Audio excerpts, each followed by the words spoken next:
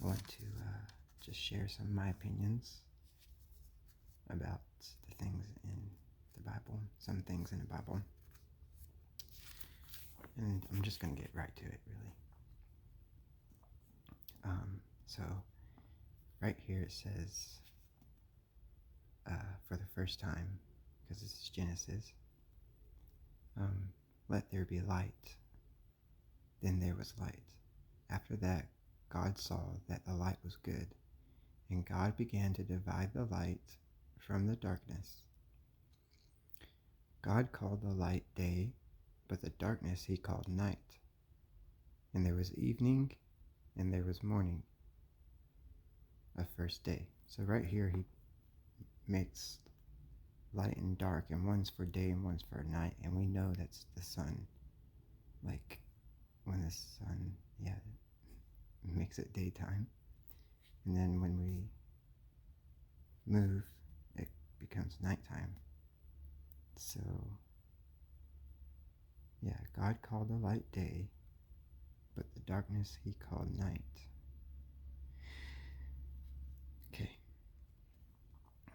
Then later on, he does some other stuff. But then over here, he says, Then God said, Let there be luminaries in the expanse of the heavens to make a division between the day and the night. And they will serve as signs for seasons and for days and years. They will serve as luminaries in the expanse of the heavens to shine upon the earth. And it was so. And God went on to make the two great luminaries, the greater luminary for dominating the day, and the lesser luminary for dominating the night, and also the stars. Thus God put them in the expanse of the heavens to shine upon the earth, and to dominate by day and by night, and to make a division between the light and the darkness. Then God saw that it was good.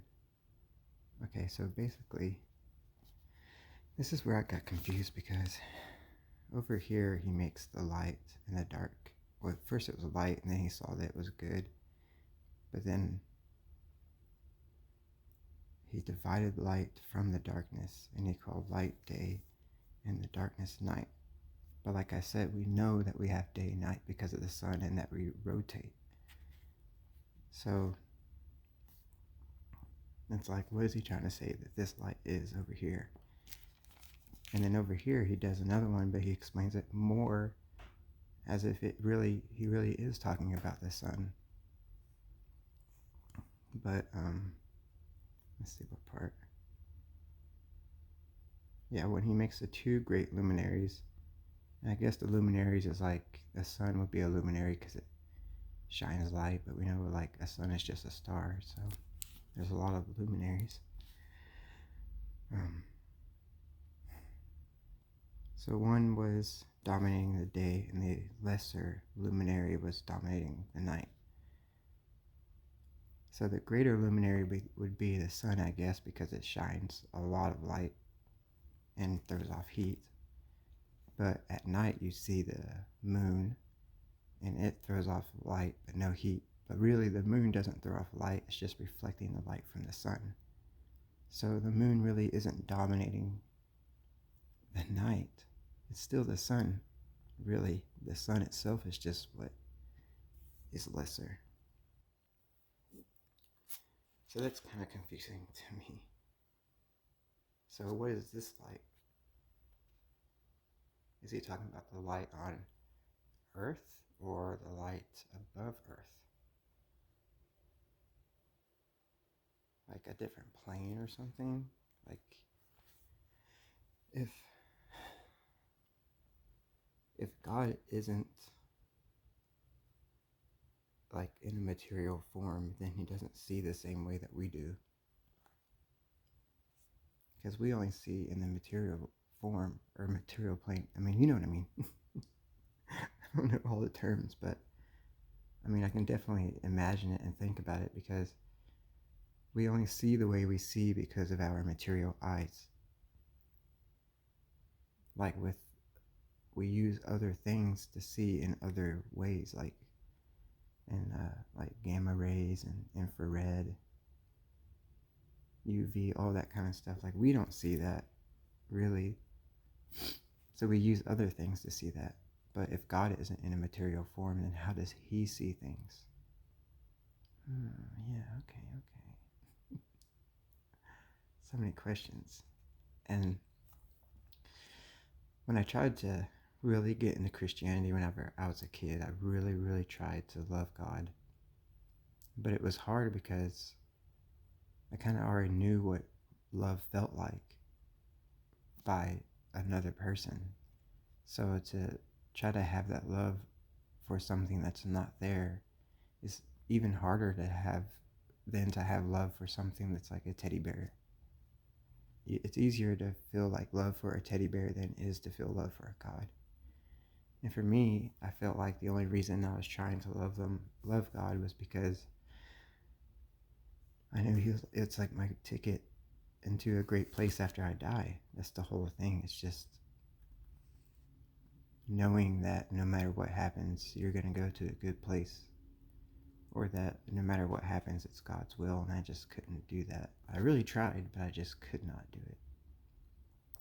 I guess I just think more, I don't know how to put it, but it was just, I definitely couldn't read stuff like this and put it to the side and be like, well, I would ask people and they would say it's just not for us to know. Or like the story about Abraham, right? Where he like almost strangles his son to death, like almost there. And then God says stop, and then congratulates him for like putting his faith into God, for doing what he said, like almost killing his son. And I questioned that when I was younger, and all I could get was either it's just a story, which is a really messed up story, but that kind of makes sense because back in the time that all this was happening, everything was really messed up. So I could imagine them using stories like that to scare their children into believing, or just, I don't know, for some reason, because that's not the story I would choose to try to get followers. And I think that if there's someone who can do that, if you see someone out on the street and, okay, no, not out on the street, let's say, okay, yeah, this is something that really gets me, okay. So Moses, I guess, saw the burning bush talking to him, and it was God, right? Well, nowadays, like if you were to go up to someone and say that you saw a burning bush talking to you, they would probably think that you're crazy. But if you told them that it was God, and let's say it really was God, people are never going to believe you. And let's say for some reason God tells you to go and strangle someone to death. And it's not far-fetched because he almost made someone do it already, just to prove a point. And if someone were to go and do that and say God told them to do it and God really did do it, and you literally go to court and put your hand on the Bible, which is silly, you put your hand on the Bible and then swear to God that you're telling the truth, and then you tell the truth and they just think you're crazy. And I bet there could be like a couple of Christians as in the jury. So, and they'll still think you're crazy because stuff like that just doesn't happen. We've never really seen stuff like that happen. But yet, you'll still go to church and believe in stuff like this, which I'm not like, sorry, I'm just thinking of a lot of things at the same time. I'm not like bashing it or anything. It's just, for me, it's really hard to believe in it. And I might sound like I am, but I guess it's just, I don't know, I kind of envy people who can do the Christian life and believe in it, because it's a great feeling. Like, I can imagine the feeling of knowing no matter what happens, you're safe in the long run. You know, having a great idea of what's going to be after all this. As for me, it's really hard to even. There's just so many different religions. So it's kind of like, how's it that you know you're doing the right one? And this thing's been translated and translated and translated and translated to the point that I feel like these words might not even be anything. Okay, but anyway. Alright, so there was more I wanted to talk about. That's in Genesis at the beginning. Um,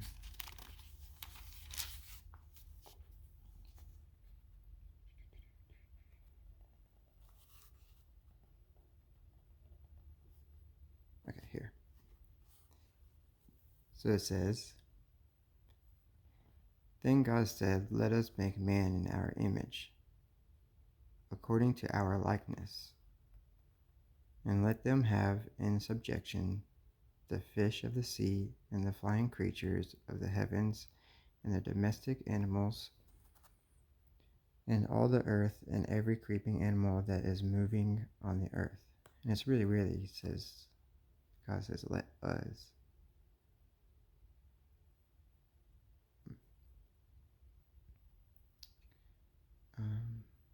Let's see. And God, God, God went on to create the man in his image. In God's image, he created him. Male and female, he created them. Further, God blessed them and said to them, be fruitful and become. Okay. Then he says, Here I have given to you every seed-bearing plant that is on the entire earth, and every tree with seed-bearing fruit. Let them serve as food for you, and to every wild animal of the earth, and to every flying creature of the heavens, and to everything moving on the earth, in which there is life. I have given all green vegetation for food, and it was so. So that was the 6th day, and the 7th day, I guess he works. He rests, and then here, no bush of the field was yet on the earth, and no vegetation of the field had begun sprouting, because Jehovah God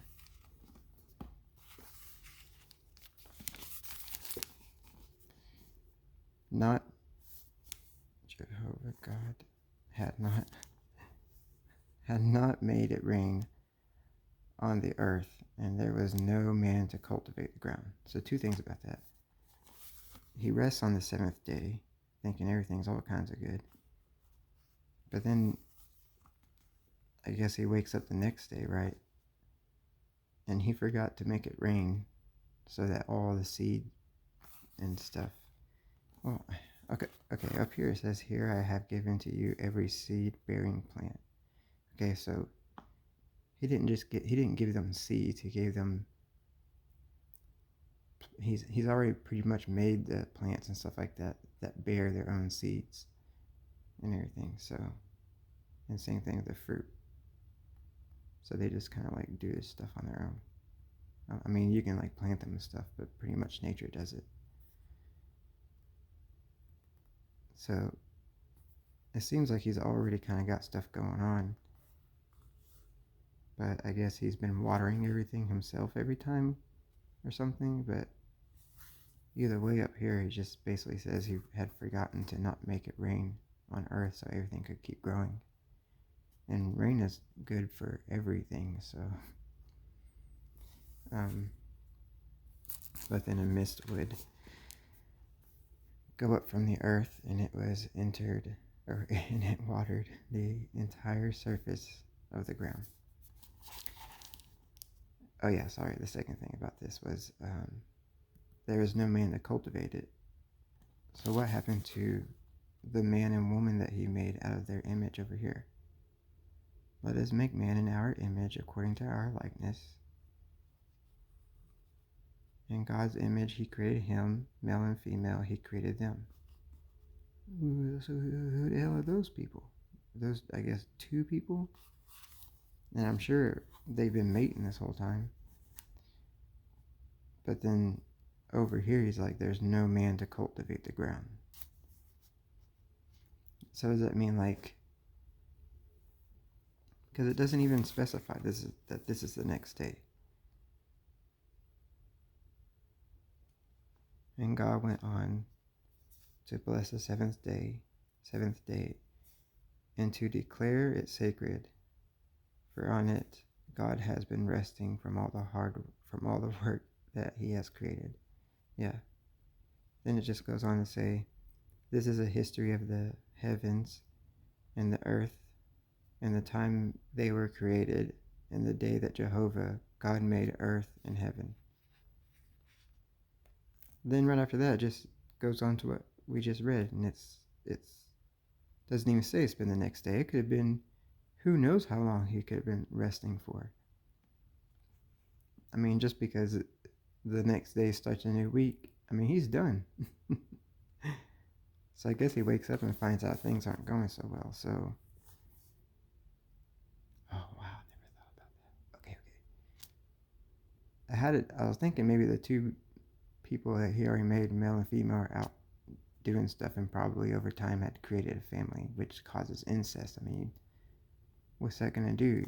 Like, who else are you gonna be with unless the mother's just gonna be popping out all kinds of kids? But back then, I'm pretty sure it'd be, I don't know. But what if God had like gone to sleep for a long time and forgot to water everything? I guess nature doesn't do that on its own.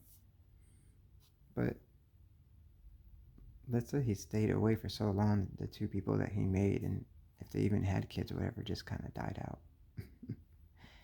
Because he had to do the whole entire surface of the ground. So I'm guessing all of the whole entire world that had land and no water. So it could be either they're still alive and out somewhere else, which later on it kind of makes sense because it talks about different places. And if there are different places, like the town of Nod and some other stuff, I think, then that means there are other humans. But here, he could have killed them on accident by not taking care of his creations. But right here,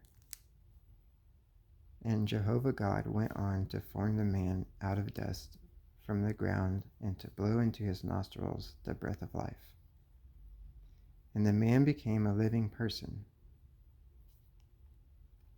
So in this one, he like, this is two different ways that he created man. So over here is man in our image. And like I was talking about before, if, like, it doesn't really ever specify, is God on earth himself, like in a physical form? Is God really in a physical form? I wouldn't think he is in a physical form. And if so, that means that we would be able to see him before we die, because if we can see things that are physical, all we gotta do is just find him, right? But I'm thinking God's not a physical form, or I mean, not a material like we are, you know. So I don't know.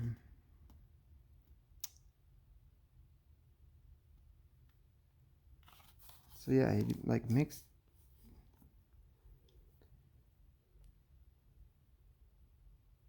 So what would the man and woman that he made, what would they be?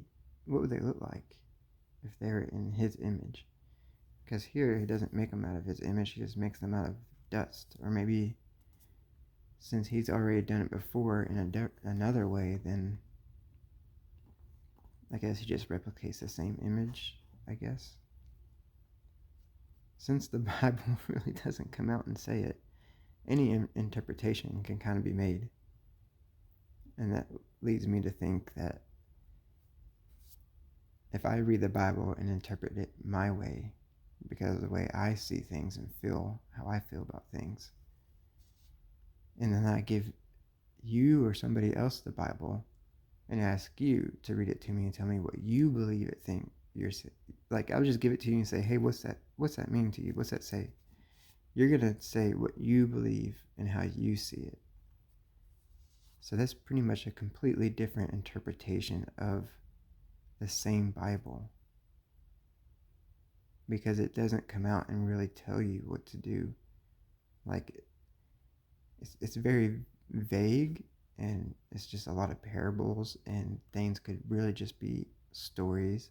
The Bible and God could have just been made up to control people, because back then I would imagine that if you said, hey, don't hurt that person, the other person would just be like, what are you going to do about it? I'm already trying to do this, so who's to say I'm not going to like try to do this to you? So yeah, it's possible that the Bible was just, and God was just made to control the people, to control the bad people. So that's why you had like a whole bunch of commandments at first when Moses came down, and then he had to go all the way back up and get lesser commandments because it was just kind of too crazy. But I think it's because a lot more stuff was happening back then, so you had to have a whole lot more rules. And then once you were able to do that, and people started to calm down, you could take out a lot of the other rules, because people would just be like, that's a whole huge amount of common sense. You don't even need to say that. But that's possible. This could just all be a story. You could go and find a island where there's people that have never been touched or seen anything modern, or even a Bible or anything like that at all, and give them the Lord of the Rings or something, and tell them this is how it is. Like, show them a computer and show them like the Transformers movies and be like, oh man, sorry, but this is how it is now. And especially if you rode in on a helicopter or something, they're definitely going to believe that. It could just be a story. Really, it really could be. All of this could just be a story, because there's not much proof to it. You're just putting your faith into it and hoping that this is what it's going to be. But anyway, so after God blew, so what he does is he blows the breath of life into the nostrils, or sorry, out of his nostrils, the breath of life. And this dust from the ground turned into a living man. So I also question, which ones are we? Unless these people and their descendants died because he waited too long to water the earth, or they kept going and were either from the descendants of these people, or we are the descendants of the people of the dust, which is actually Adam and Eve. So here it tells about making other men, like a man and a woman basically, before Adam and Eve, which is out of the dust with the breath of life blown into them. As over here it says nothing about breath of life. He just made them out of his image and then left them there and then fell asleep. So further, Jehovah God planted a garden in Eden. So this is when Eden came around. So these two over here didn't even have Eden. They had everything else that he had made beforehand. Because I didn't read it, but all of this is, he's just talking about making the earth, the land and the water. And then he's talking about making all the animals and the plants. Pretty much all of that, all of nature basically. But no man until he makes them out of his image, and then again out of the dust with the breath of life. So makes Eden. I'm going to skip some of this. He does the tree, right? Okay, we'll read this. Thus Jehovah made to grow out of the ground every tree that was pleasing to look at and good for food, and also the tree of life. So I guess if it's pleasing to look at, you would want to eat it. So anyway, that's how you know. And also the tree of life in the middle of the garden, and the tree of the knowledge of good and bad. So I've heard people question this a lot, including me, but why put them there at all? He's obviously made all of Earth, and then he goes and makes Eden in a different spot. He didn't have to put the tree of life or the tree of knowledge there at all. What was the point? It just makes no sense. And then it says here, now there was a river flowing out of Eden to water the garden, and from there it divided into 4 rivers. The name of the first is, I'm not going to say it. It is the one encircling the entire land of, I'm not going to say it, where there is gold. The gold of the land is, okay.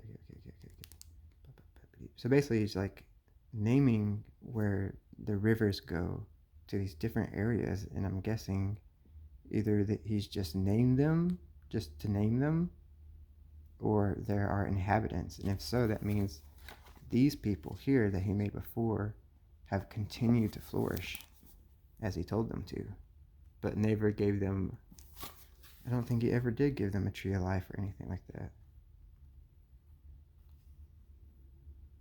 I really should be reading this all at once, but really, I really don't want to do that. He doesn't give them a tree of life or a tree of knowledge at all. So would these 2 creatures be running off of instinct, as the people from the dust right now are running off of instinct, right? Because they don't know that they're naked. And basically the vegetation that looks good and pleasing to the eye is good to eat. And that's how animals mostly kind of do it, right? Like it seems like humans are really the only things on this world that have to be taught what not to eat, because most animals are out there on their own and they know what to eat automatically. Honestly, they know how to use their body to the max. But for us, we have to think about it. And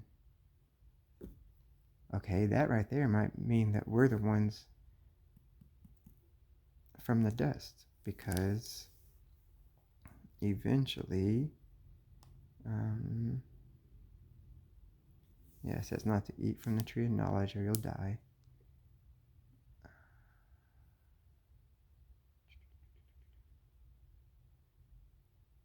He makes the man name all of the domestic creatures. Oh, domestic creatures. And flying creatures of the heavens. Okay. Right here. But for man, so the man he made out of the dirt, there was no helper as a complement of him. So he made him fall asleep. So Jehovah caused the man to fall into a deep sleep. And while he was sleeping, he took one of his ribs and then closed up the flesh over its place. And Jehovah God built the rib that he had taken from the man into a woman, and he brought her to the man. So there he makes a woman that way. It doesn't really get into much detail over here at all, just that he made them in his image, that's it. And then said, here's all this stuff that you can have. But it seems like if the man can make all these decisions, because the man right here says words, he says this right here. The man does, not God. So obviously he has some kind of intelligence, but he doesn't know that he's naked. He's not aware of. I guess I'll talk about that later when they do what they do. Um, anyways, then of course the serpent comes along. And honestly, because I'm open to anything, and it's been so long since we've seen proof of any of this, I don't see why it's wrong to be a bit skeptical about things and to try to think differently about things without being looked at as a bad person. But it seems like God put those two trees there, don't know why. Seems like deliberately, because later on you see that he'll take everything away from you just to see if you'll keep the faith in him. Seems pretty crazy. I don't think anyone would go for a president who wants to do that to their nation. So why would you want to do that? Want a God like that?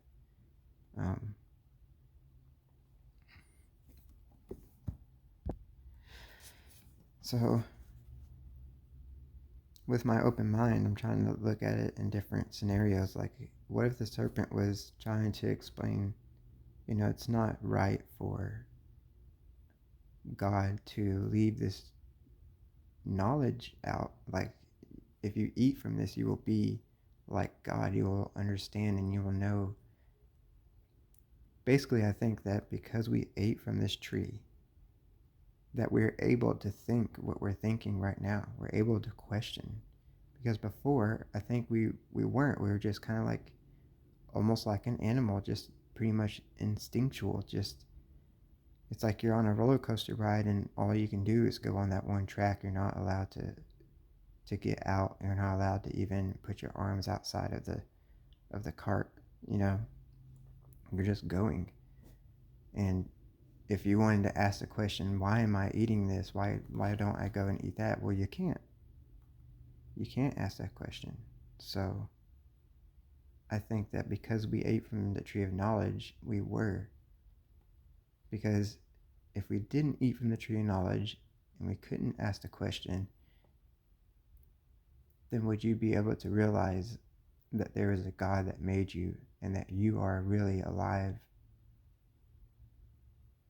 So it makes me think, was it good that we ate from the tree, and was the serpent trying to help? I don't know. Was this all just a story? I don't know. Anyway, so we'll skip all that.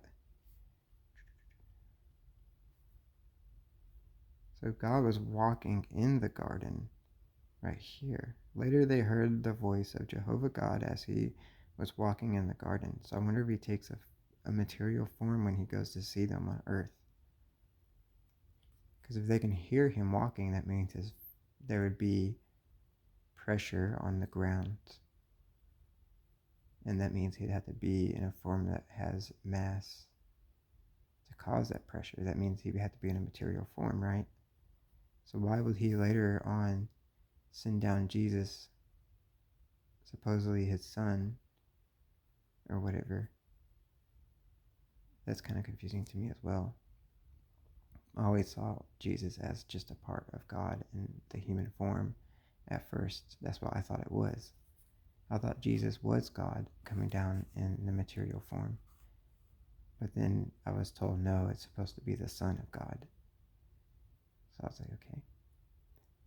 But why do that? Why not just come down yourself? It's a lot more, it's easier to convince people that way,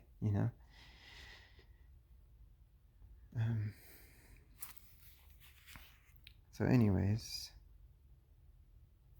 where is it?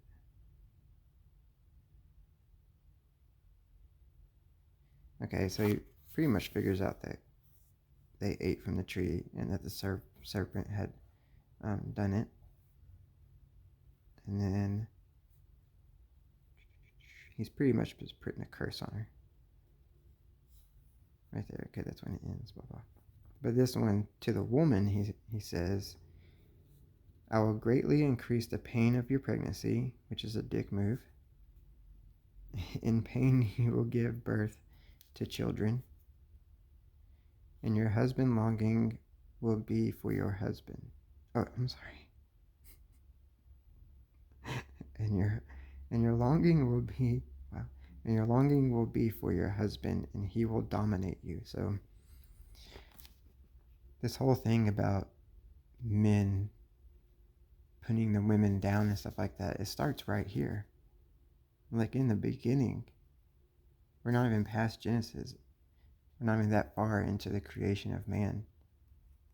Well, the second creation. And basically, God right here is telling man that you will be over the woman.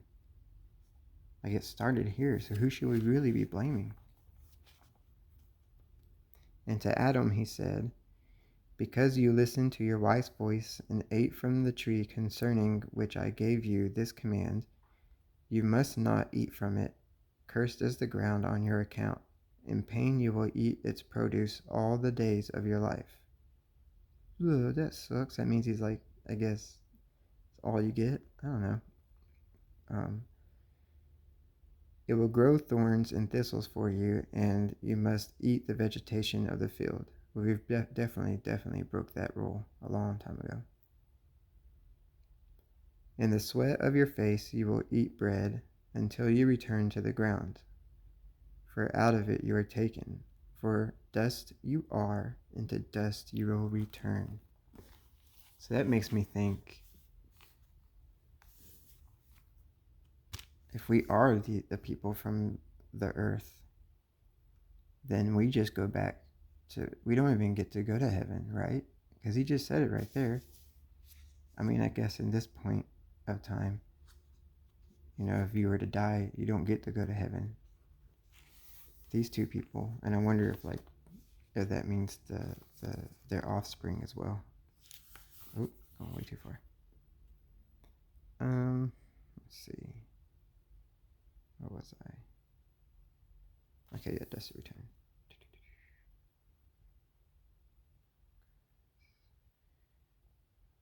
Yeah, so God made long garments from skins for Adam and his wife. Okay. Well, that was nice. Here the man has become like one of us, in knowing good and bad. Now in order that he may not put his hand out and take fruit also from the tree of life, and eat and live forever. What? Now in order that he may not put his hand out and take fruit also from the tree of life, and eat and live forever. So obviously we didn't do that. So where would be the tree of life? Wherever Eden is, I suppose. So if it was still around, well, we're pretty much screwed. Because someone's got it. So he expels them from the Garden of Eden to cultivate from the ground in which he had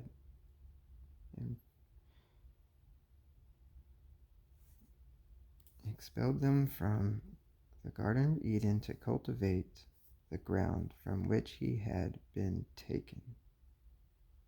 Sometimes things just really, really confuse me. It's like, I think, Christianity would have went a whole lot more smoother, or is it smoothly?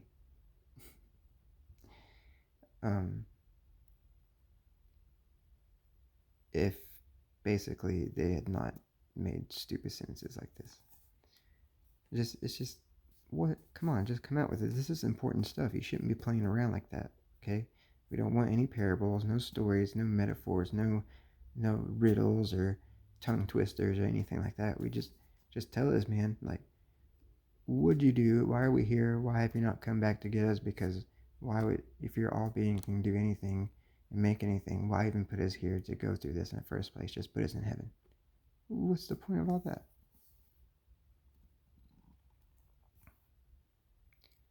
So yeah, that's just the two things I wanted to talk about. And then I have these other Bibles just to show that they're a little bit different in the wordings, but pretty much say the same stuff. Which also gets me because you have so many different versions of the Bible. And when I was younger, would always talk to my friend, and they would say, you can't change the word of God. Because I would say, well, at any time during the time that it was being translated and translated and translated and just written at all, the Bible could be completely, someone could put anything in it and change it.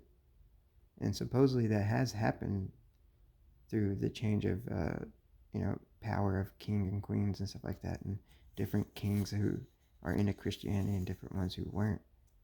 And it took a long time to really translate the Bible. And if you're translating it in different languages, you're going to lose meanings through translation. And yeah, it's just, I don't know. And especially if you've got different ways to worship the same God, different cultures that look at the same God,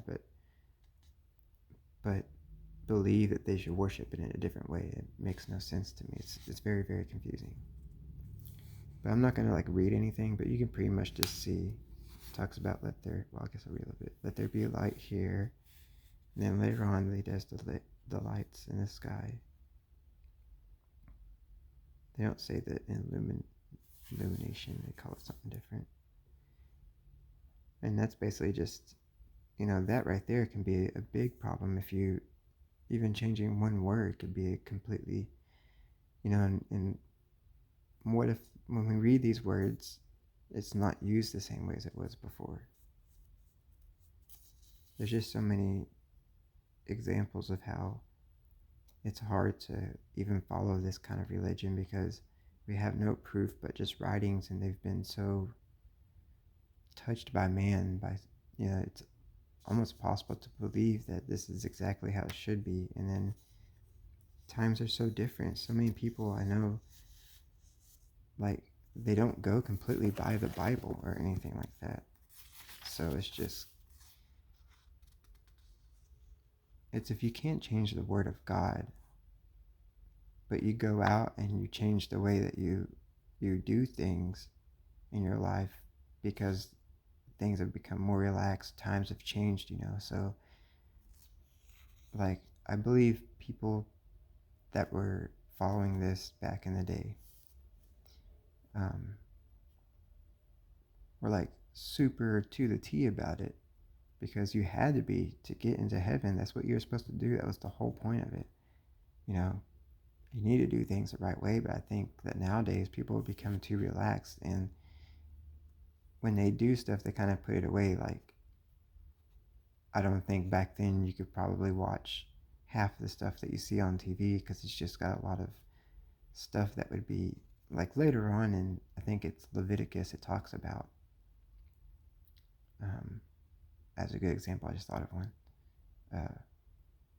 If a woman has her period, then I don't think half the stuff I've been saying I can say on YouTube.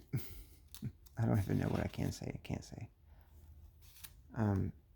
If they, in Leviticus, it says that, it says that if they're on their period, then they are filthy, and no one can be around them. They have to be put away by themselves. And here's the follow man. You can just look at that while I'm talking. It's and all this is Adam and Eve is whenever he made the people out of the dirt. But basically, what was I saying? Oh yeah, the woman has to be put away for the time that she is filthy, basically. And then if a man goes in there and lays with her, in a sexual way, he too is filthy and has to take 7 days. The 7 days is basically, in Leviticus, it just sounds like the 7 days is the punishment. You're filthy, so you gotta be in there for 7 days. But we know now that it's 7 days because that's just the cycle.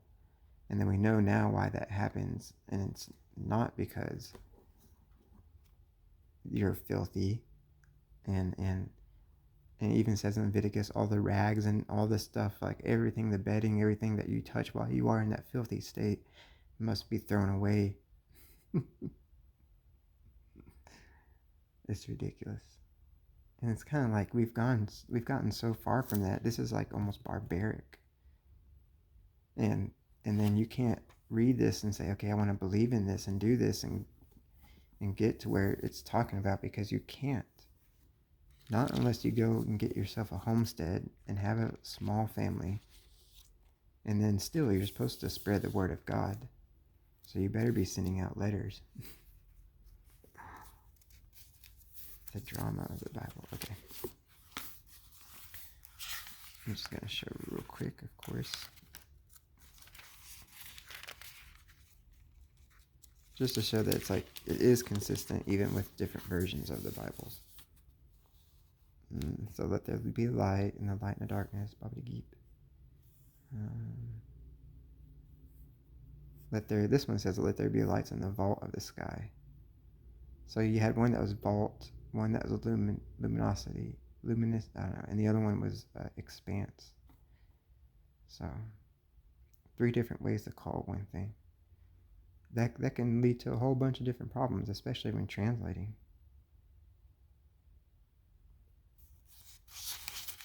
You know, this video is supposed to be like an ASMR-ish video, but I definitely can't do that and stay too quiet.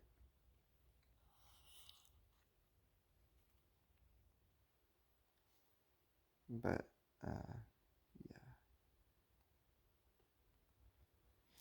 even whenever I tried really hard to be a Christian and love this God and everything, and I just could not get past the questions and the inconsistencies, and thinking if I were a God, I would not act like this at all. You know.